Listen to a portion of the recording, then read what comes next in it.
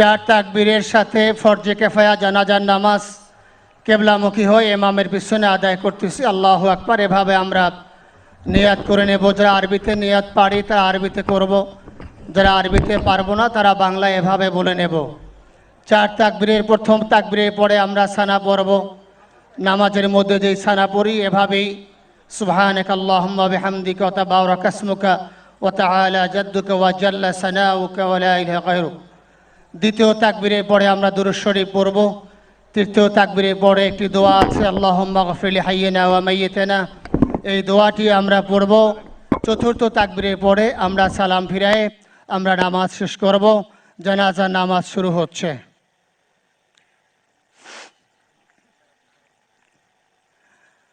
আল্লাহু আকবার।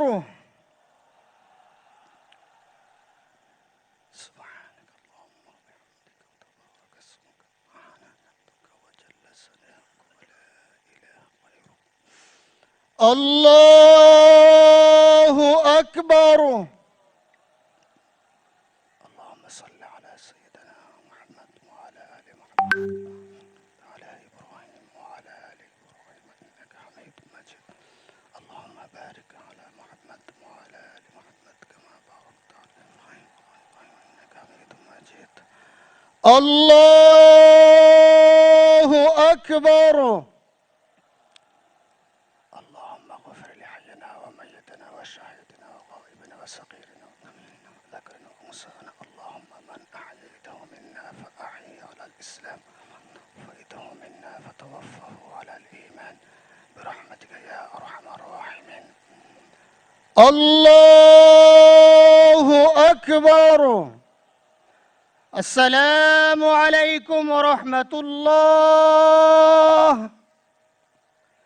السلام عليكم ورحمة الله. أشهد أن لا إله إلا الله.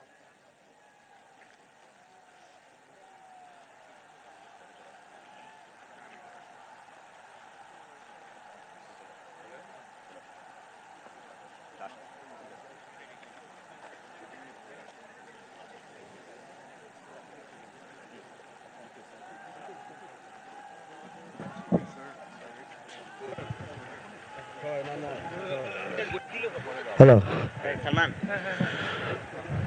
উপস্থিত সম্মানিত মুসল্লিবৃন্দ, এখন নামাজে জানাজা শেষে ঢাকা বিশ্ববিদ্যালয়ের কেন্দ্রীয় মসজিদ প্রাঙ্গণে জাতীয় কবি কাজী নজরুল ইসলামের কবরের পাশেই শহীদ শরীফ ওসমান হাদিকে দাফন করার উদ্দেশ্যে রওনা হবে।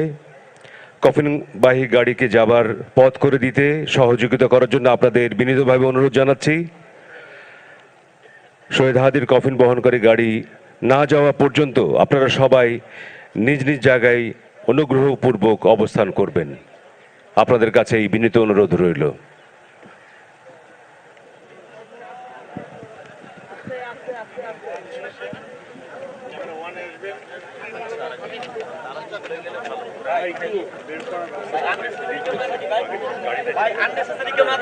শুরু করলে তো মুখ করতে পারবেন না।